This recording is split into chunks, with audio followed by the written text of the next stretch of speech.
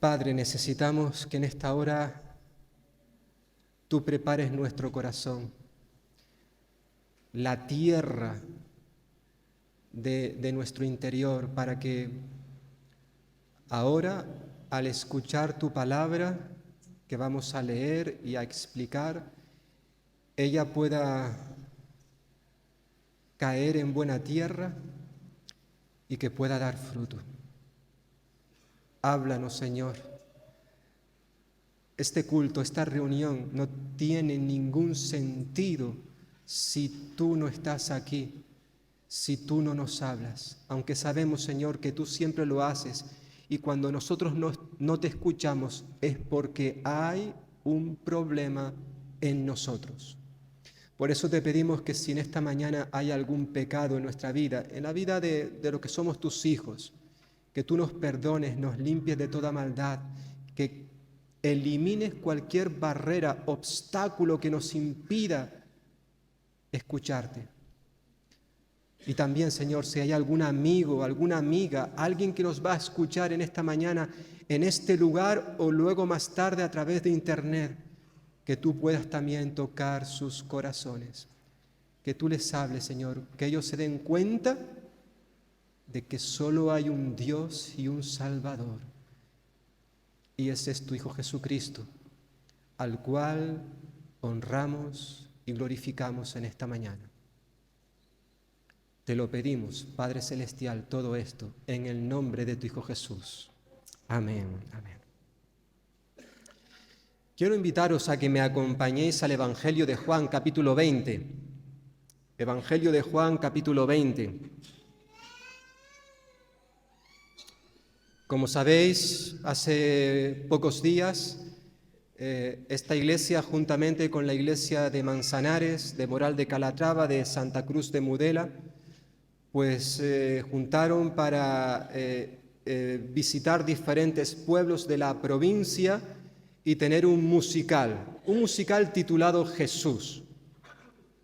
Un musical a través del cual durante 55 minutos aproximadamente hicimos un recorrido por la vida de Jesús, con canciones, básicamente. 55 minutos, evidentemente en 55 minutos no se puede decir todo acerca de Jesús. Fue simplemente un breve resumen. Fijaos, Irene nos ha compartido prácticamente en 3 minutos, lo que ella vivió durante 7 días en ese campamento. No lo dijo todo, aunque lo que dijo, no sé qué piensas, pero a mí ya me abrió el campo de visión, me permitió ver mucho de lo que ocurrió durante esos 7 días. En cierta manera, algo parecido hizo el apóstol Juan cuando escribió este evangelio que lleva su propio nombre. Fijaos lo que él dice, versículo 30 y 31. Son 2 versículos en los cuales nos vamos a basar en esta mañana. Juan 20, versículo 30 y 31. Ya al finalizar el evangelio, dice Juan, hizo además Jesús muchas otras señales o milagros en presencia de sus discípulos, las cuales no están escritas en este libro. Pero estas se han escrito para que creáis que Jesús es el Cristo, el Hijo de Dios, y para que, creyendo, tengáis vida en su nombre. Interesante, ¿verdad? Lo que nos está diciendo Juan en estos 2 versículos. Es decir, el apóstol finaliza su libro, su evangelio, afirmando 2 cosas, al menos 2 cosas. En primer lugar, nos dice que Jesús hizo muchas otras cosas que no están recogidas en este libro. Hizo muchas cosas. Está declarando que Él no ha pretendido darnos una información completa y exhaustiva de todos los eventos que giran alrededor de la persona de Jesús. Él no nos ha transmitido todas las palabras de Jesús, ni tampoco todos los hechos, todo lo que Él hizo, no, sino más bien Él ha hecho una selección para darnos tan solo lo suficiente y necesario para que podamos creer que Jesús es el Salvador del mundo y que Él vino para darnos vida, y esa vida iba a durar para siempre. Era una vida eterna. En cierta forma, lo que nos está diciendo Juan con estas palabras es que Él escogió intencionalmente aquellos milagros, aquellas señales que iban a cumplir con su propósito, y desestimó todas las demás cosas que hizo Jesús. Evidentemente sabemos por otros pasajes de la Biblia que esto que Él hizo, que en cierta forma, si me permitís, es lo que vemos con cada libro de la Biblia. Sí, con cada libro de la Biblia. Estamos nosotros como iglesia estudiando los últimos tiempos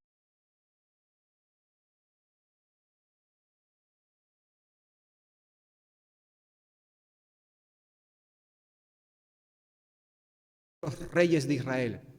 Y concretamente estamos viendo ahí a la persona del rey David. Pero en esos libros no tenemos toda la información que gira en torno a la vida de David, no. Igual pasa con el resto de los libros de la Biblia. Los autores sagrados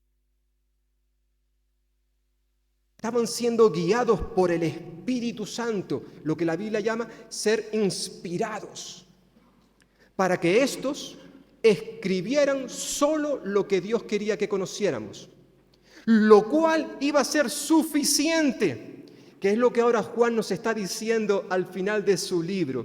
Jesús hizo muchas cosas, las cuales no están escritas en este libro, porque fijaos lo que dice en el capítulo siguiente de este Evangelio, el último capítulo de Juan, el último versículo.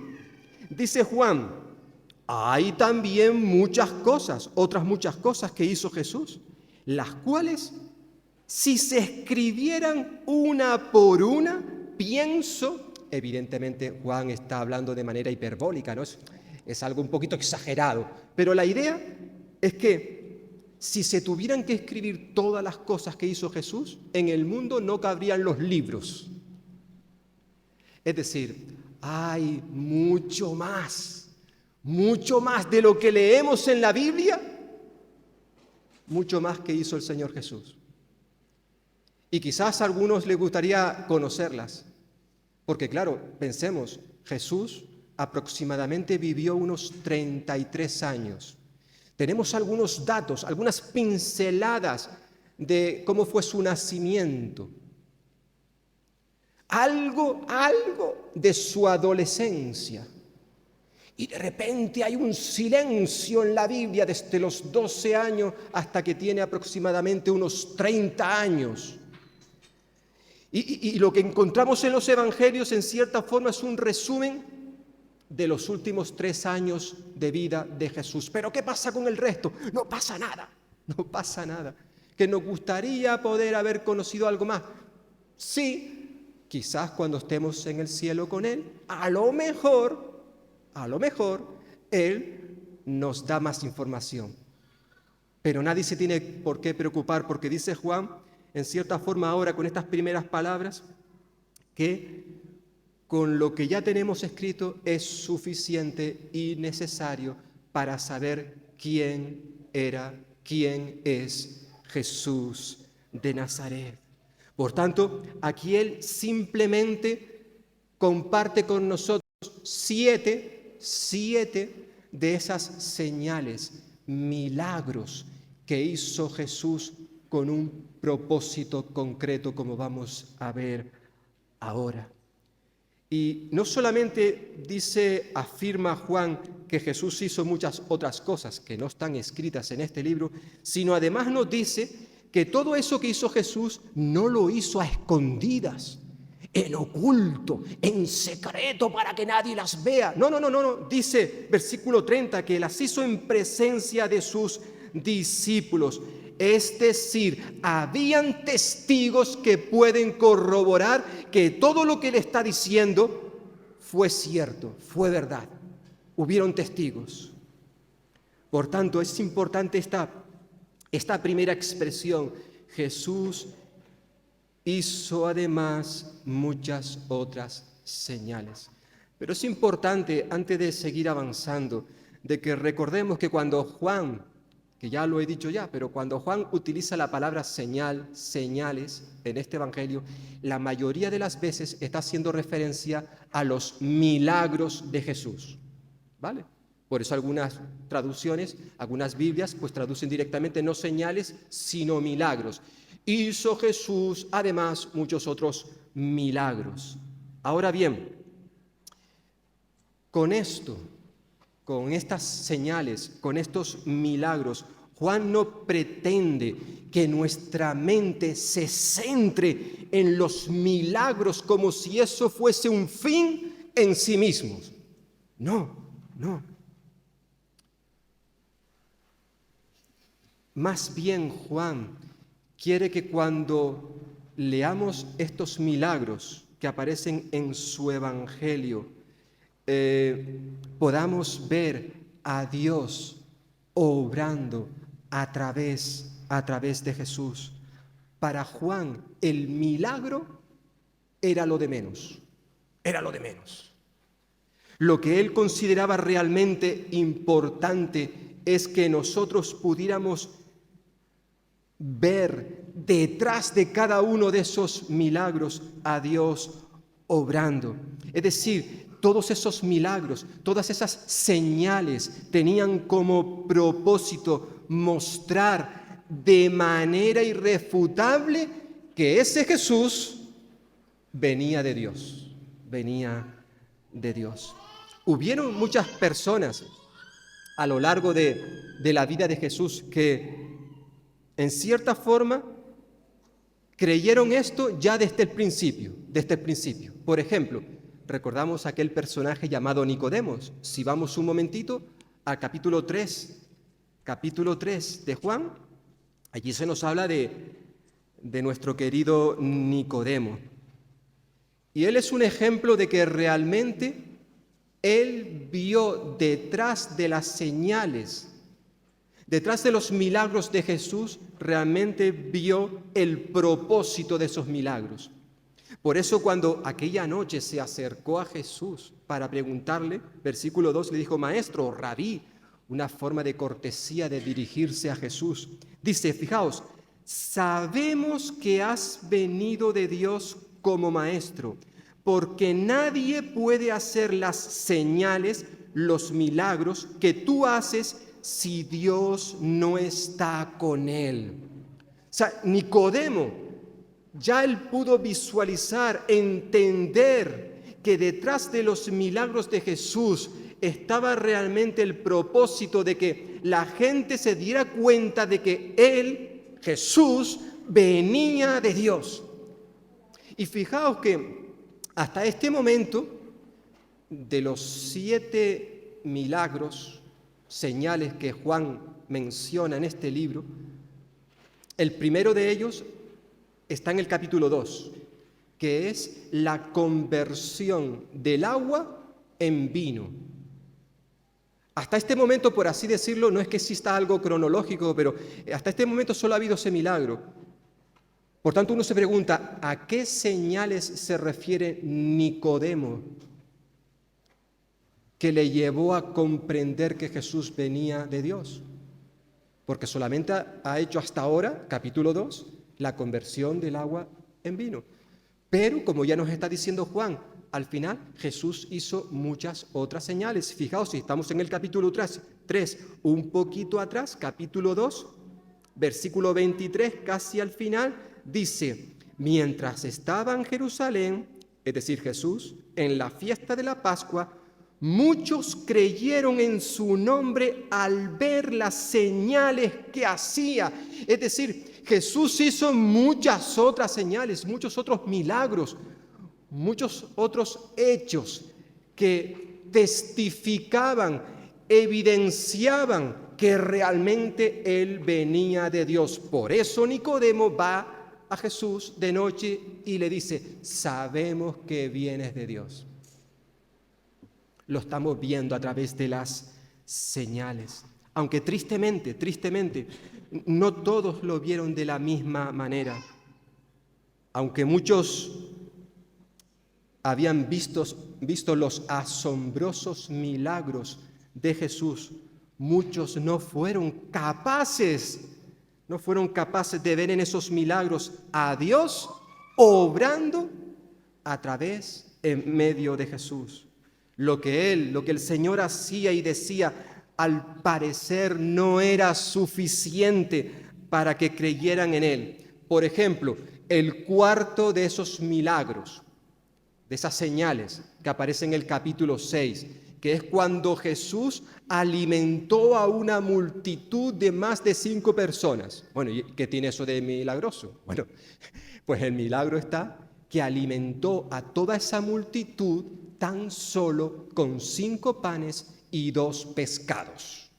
Ahí está el milagro, ¿verdad?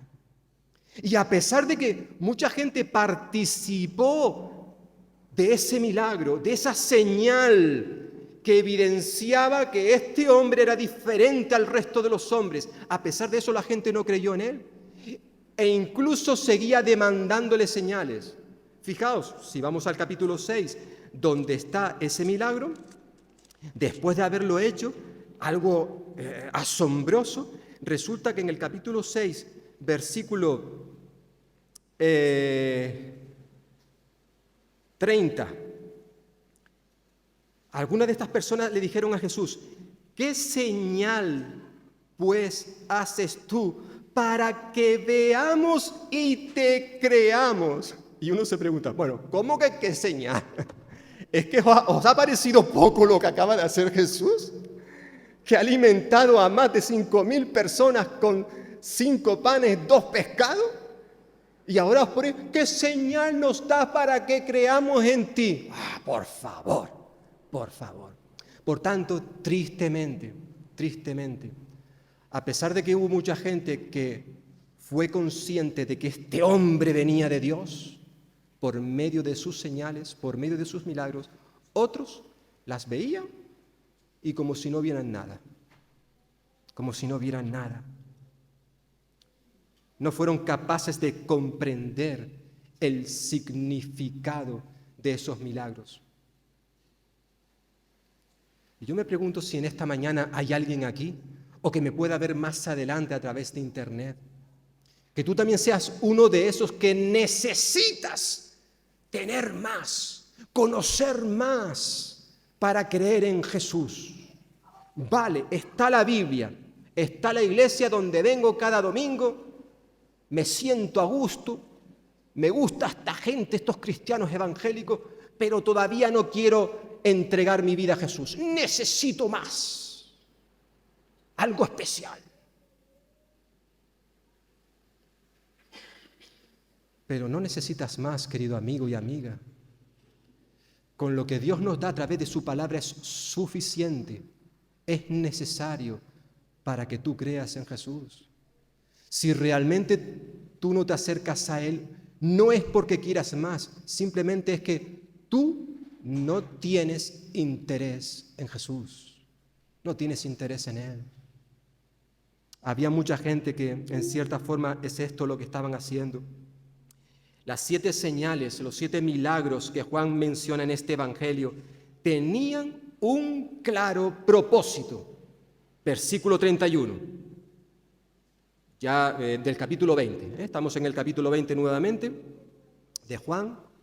Nos ha dicho que Jesús hizo además muchas otras señales en presencia de sus discípulos, las cuales no están escritas en este libro, pero, versículo 31, estas estas que he escrito en este libro, estas 7 señales, tienen un propósito. Pero estas se han escrito para que, esas 2 palabras, esa conjunción, para que, está apuntando, señalando al propósito por el cual Juan escribió este evangelio.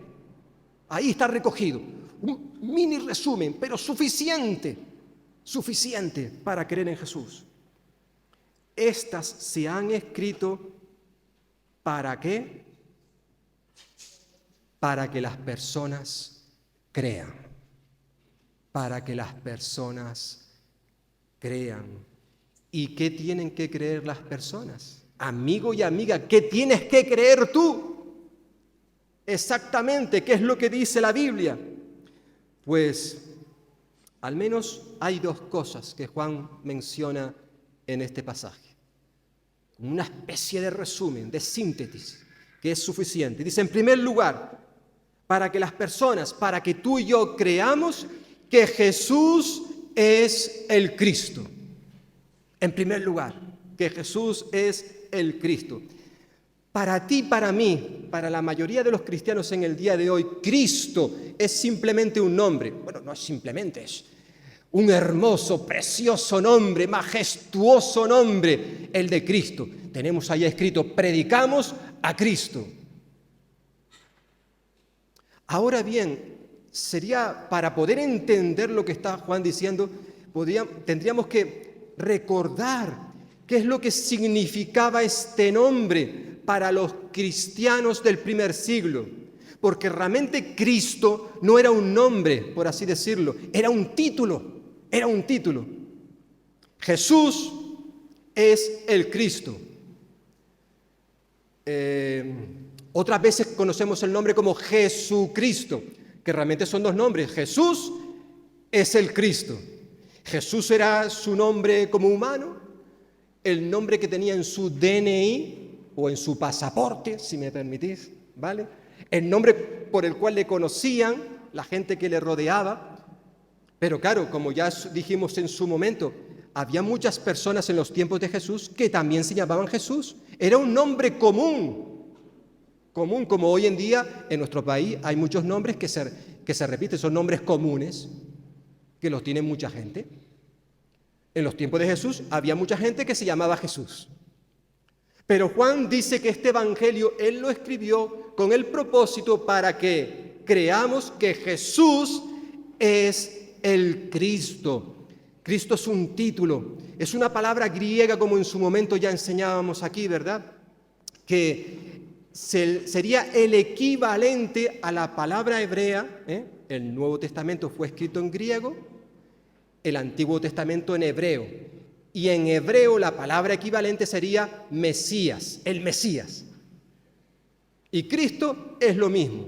Y la palabra Mesías significa el ungido. El ungido. En el tiempo del Antiguo Testamento solo había 3 grupos de personas que podían ser ungidas, que eran los reyes, los sacerdotes y los profetas. Pero durante el periodo del Antiguo Testamento, durante todos esos años, los profetas habían estado anunciando que un día vendría el Mesías, el ungido de Dios. Hubieron muchos ungidos. Hemos estado viendo la vida de Saúl, de David. Ambos fueron ungidos por Dios, ¿vale? Como otros, ¿vale? Pero en cierta forma los profetas habían estado anunciando que de la familia de David vendría uno que sería ese Mesías especial, por así decirlo, el ungido, la persona que iba a liberar, a redimir al pueblo de Israel. Evidentemente ellos esperaban a un Mesías guerrero, a uno que les iba a liberar del peso de los romanos, por ejemplo. Esperaban a esa clase de Mesías. Lo cierto es que ahora Juan está recordándonos que realmente Jesús es la persona de la cual habían estado profetizando en la antigüedad los profetas. Que en cierta forma todas las profecías, todas han llegado a su eterno cumplimiento con este Jesús. Él es el Cristo, la persona de la cual nos habían estado hablando nuestros padres por medio de los profetas. Por tanto, ahora Juan quiere que sus lectores, como tú y yo que leemos su evangelio, todos sepamos que este Jesús del cual ha estado hablando en su evangelio no era simplemente un buen hombre, una buena persona, alguien especial que hacía milagros extraordinarios. No.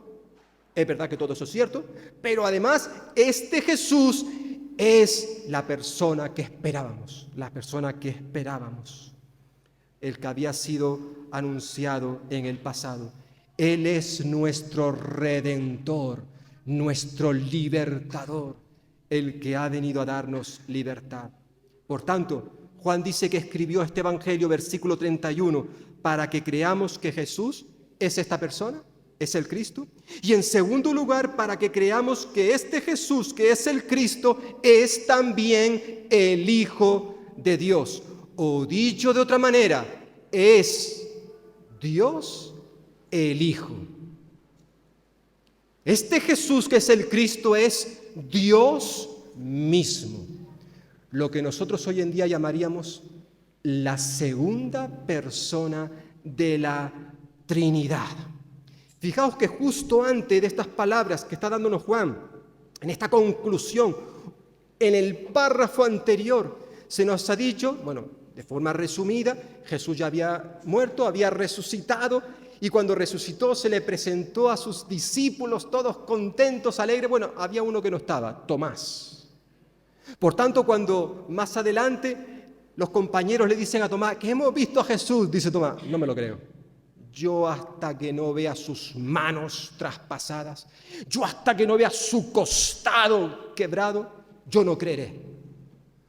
8 días más tarde, Jesús aparece nuevamente allí con sus discípulos. También estaba Tomás. Y entra Jesús y dice, paz a vosotros. Paz, Señor. Y mira a Tomás. Tomás, ven para acá. Mira mis manos. Mira mi costado. Mete la mano aquí. ¿Y sabes lo que hizo Tomás? Conocemos la expresión. Justo 2 versículos atrás. Tomás dijo, Señor mío y Dios mío. Tú eres mi Dios. Tú eres mi Dios. Qué expresión más hermosa. Qué declaración, qué confesión. En cierta forma ya Juan estaba dando en el clavo. Él dice que escribió este libro, entre otras cosas, para que sepamos que Jesús es el Cristo y que es el Hijo de Dios.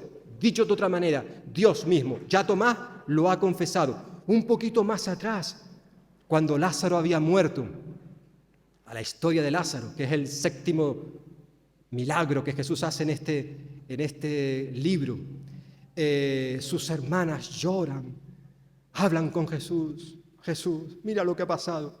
Jesús le dice a Marta, Marta, yo soy la resurrección y la vida. El que cree en mí, aunque esté muerto, vivirá. ¿Tú crees esto? Capítulo 11, acompañadme, capítulo 11. ¿Tú crees esto, Marta? Y fijaos qué declaración hace Marta en el versículo 27. Le dijo Marta, sí, Señor, yo he creído que tú eres el Cristo, el Hijo de Dios, que has venido al mundo. Se estaba cumpliendo el propósito de Juan para escribir su evangelio. ¿Cuál era ese propósito? Lo ha dicho él ahora en el capítulo 20. Estas cosas que yo he escrito, hay muchas más, pero estas son suficientes para que creáis que Jesús es el Cristo y que además Él tiene naturaleza divina. Él es Dios. Juan lo diría con otras palabras al comenzar su evangelio. Capítulo 1 decía que el verbo, es decir, la palabra, haciendo referencia a Jesús, el verbo se hizo carne y habitó entre nosotros. Dios se hizo hombre, se encarnó y habitó entre nosotros con un cuerpo físico como el de nosotros. Seguía siendo Dios y al mismo tiempo era un hombre. Dos naturalezas convivían, la naturaleza humana, la naturaleza divina. ¿Esto es un misterio? Sí, lo es, pero es lo que nos enseña la palabra de Dios. El creer que Jesús es el Hijo de Dios significa admitir, como diría el apóstol Pablo en Colosenses 2:9, que en Él, en Jesús, habita la plenitud de la deidad. Este Jesús, del cual he estado hablando a lo largo de todo este ratito, está diciendo Juan en estos últimos versículos, este Jesús no solamente es que sea el Mesías, el Cristo, el ungido de Dios, anunciado por los profetas en la antigüedad, sino que además Él es el Hijo de Dios, el Hijo de Dios. Qué hermoso, ¿verdad? Lo que Juan nos está diciendo en tan pocas palabras. Y finaliza con otra declaración maravillosa, y es que si creemos en este Jesús, en el nombre de Jesús, tenemos vida eterna. Versículo 31, pero estas cosas se han escrito para que creáis que Jesús es el Cristo, el Hijo de Dios. ¿Y para qué? Sigue señalando ese propósito, para que creyendo tengáis vida eterna en su nombre, el precioso nombre majestuoso de nuestro Señor Jesús. Solo en Él, solo en el nombre de Jesús podemos tener vida. Así finaliza Juan su evangelio. Y lo comenzó, por cierto, de la misma manera. En el capítulo 1, Juan nos dice que Jesús vino a lo suyo. Y los suyos no le recibieron. Pero, versículo 12 del capítulo 1, pero a todos los que le recibieron, a los que creen en su nombre, les dio el privilegio, la potestad de ser hechos hijos de Dios. Mucha gente en el día de hoy dice, todo el mundo es hijo de Dios. No. Lo siento si tú eres uno de los que piensan de esa manera. No toda la humanidad somos hijos de Dios. Todos somos criaturas de Dios, pero hijos de Él solo son aquellos que le recibieron en su corazón. A los que creen en su nombre, a estos y solo a estos se les ha dado el poder de ser hechos hijos de Dios. A lo largo de todo este evangelio, Juan ha estado enfatizando la necesidad de creer en Jesucristo. Juan escribió con la clara intención de que la gente pueda creer en Jesús. Sería lo mismo que tener fe, aunque es interesante que Juan en este evangelio en ningún momento utiliza la palabra fe, nunca. Él utiliza para él una palabra clave, creer, el verbo creer. En este evangelio, el creer en Jesús es de vital importancia, de vital importancia. Cuando una persona cree en Jesús, es entonces cuando tiene vida y vida eterna, vida eterna. Para eso Él envió a su Hijo Jesucristo.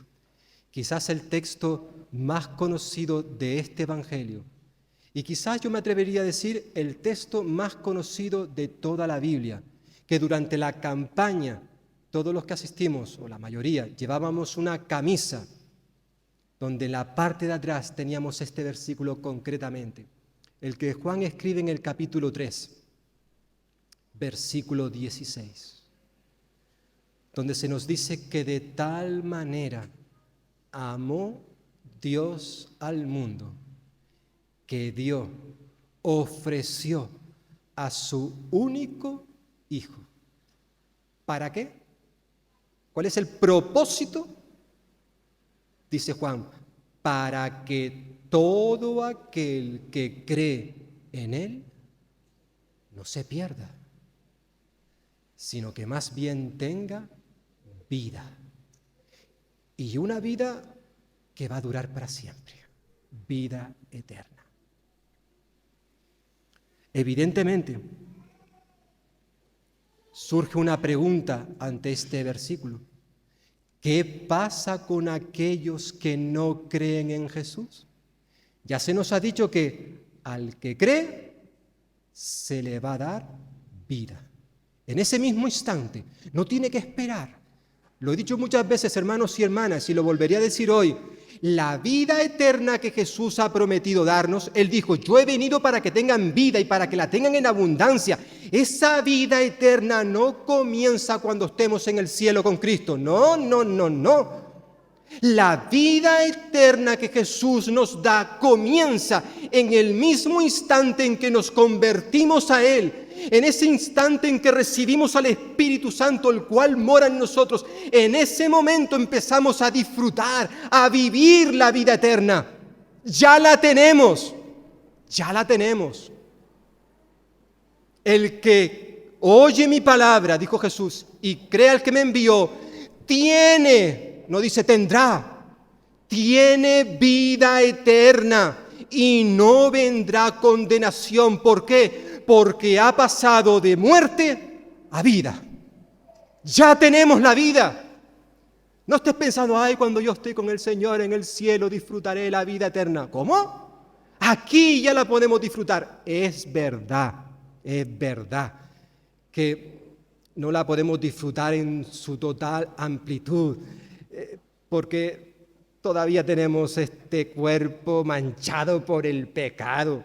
Claro que esto es una realidad, pero ya estamos, hermanos y hermanas, disfrutando de esta vida. Ahora bien, todo aquel que no cree, Juan sigue diciendo ahí, en el capítulo 3, si me acompañáis, capítulo 3, hemos leído versículo 16, pero versículo 18, Juan dice, el que cree, versículo 18, el que cree en el Hijo de Dios, ya hemos hablado del Hijo de Dios, no está condenado, no está condenado. Ya Pablo lo diría con otras palabras, ninguna condenación hay para los que están en Cristo Jesús, ninguna.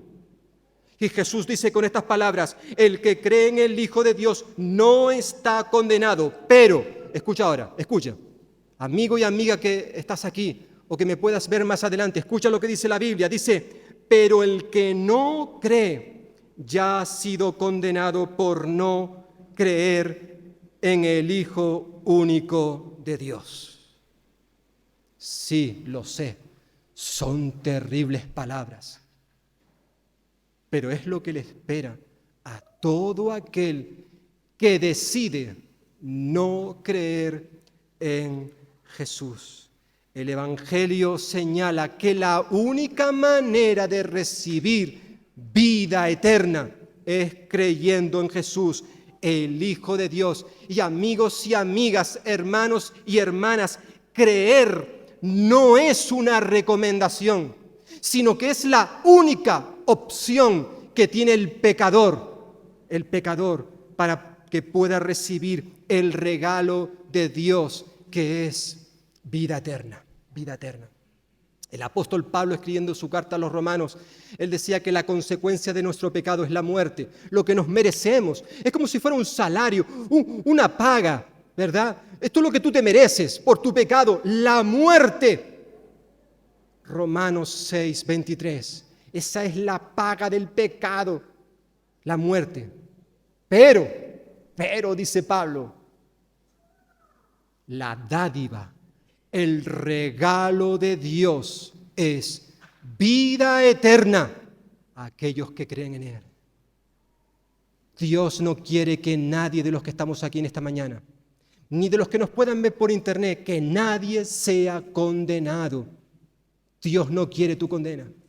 Ahora, si tú decides no creer en Él y por tanto desobedecerle, entonces tú te estarás autocondenando. En cierta forma, esto es lo que nos está recordando aquí Juan en su Evangelio. Por tanto, a lo largo de todo su libro, Juan una y otra vez nos está diciendo que el creer es fundamental, es esencial para poder alcanzar la vida eterna. En los tiempos de Jesús hubieron personas que, a pesar de que estudiaban las Escrituras y lo que éstas enseñaban, ellos creían, ¿sabéis qué? Ellos creían que la vida eterna se encontraba en la propia Escritura. ¿Recordáis, Juan, este Evangelio? Capítulo 5, versículo 39 y 40. Ellos prefirieron confiar en la religión que en la comunión con un hombre llamado Jesús de Nazaret, aquel al cual las Escrituras apuntaban, señalaban. Dijo Jesús ahí en Juan 5:39, vosotros estudiáis las Escrituras pensando que contienen vida eterna. Pues bien, precisamente las Escrituras dan testimonio a mi favor. A pesar de ello, dice Jesús, vosotros no queréis aceptarme para obtener esa vida. Es decir, vosotros no queréis venir a mí. Triste, ¿verdad? Triste. Eran personas que conocían en profundidad, eran expertos en la materia, en las Escrituras, en la teología. Lo sabían todo, pero no sabían nada. No se habían enterado que esas Escrituras estaban señalando a Jesús.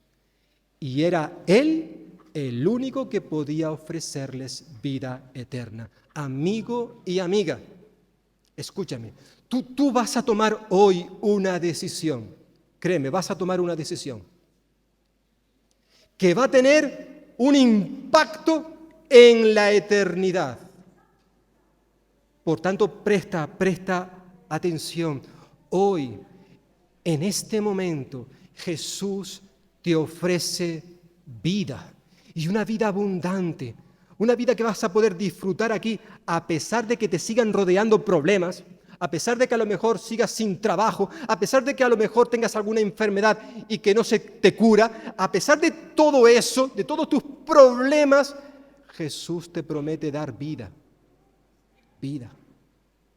Y tú puedes hacer en esta mañana una cosa, o aceptar esa vida, o puedes decidir rechazar la vida que Él te ofrece. Ahora bien, tienes que saber que quien rechaza la vida de Jesús está escogiendo la muerte. No. Solo hay estas dos alternativas, o aceptar la vida o escoger la muerte. Jesús quiere que tú escojas la vida, que le escojas a Él. Pero tienes que ser tú quien dé ese paso. Él te ofrece un regalo y ese regalo será tuyo si tú se lo pidas. Si tú reconoces que eres un pecador, una pecadora. Si tú reconoces que hasta ahora has vivido de espaldas a Él, que estás perdido, que necesitas un Salvador y que tú mismo no te puedes salvar, porque nada de lo que tú hagas, nada de lo que tú tengas, nada de lo que tú le ofrezcas a Dios va a servir lo más mínimo para darte la entrada en el cielo. Solo es a través de Jesús, confiando en Él, confiando en sus promesas, su palabra, que tú puedes recibir hoy vida y vida eterna. Reconócelo en tu corazón como el Señor y Salvador de tu vida, y Él en ese mismo instante te dará esta preciosa vida de la cual hemos hablado. Por tanto, haciendo mención al título de este sermón, no necesitas nada más. Aquí lo tienes todo, todo. Aquí encuentras lo que necesitas realmente para conocer a Jesús. Él hizo muchas otras cosas, sí, pero aunque no las conozcamos, sí conocemos las suficientes para saber, para creer que este Jesús es el Cristo, es nuestro Redentor, el que nos va a liberar de la esclavitud de nuestro pecado. Y lo va a hacer porque Él es el Hijo de Dios, Dios mismo. Y el único que tiene capacidad para perdonar pecados es Dios. Y en esta mañana Él quiere que tú le conozcas y que todos los que ya le conocemos podamos vivir cerca de Él, siendo conscientes de que, aunque sí nos gustaría saber más cosas, no pasa nada si no las sabemos. ¿Por qué? Porque tenemos las suficientes para saber quién es Él y lo que Él ha hecho por nosotros. Amén. Pues que el Señor bendiga su palabra en cada uno de los que estamos aquí y también más tarde en los que la puedan escuchar a través de las redes sociales.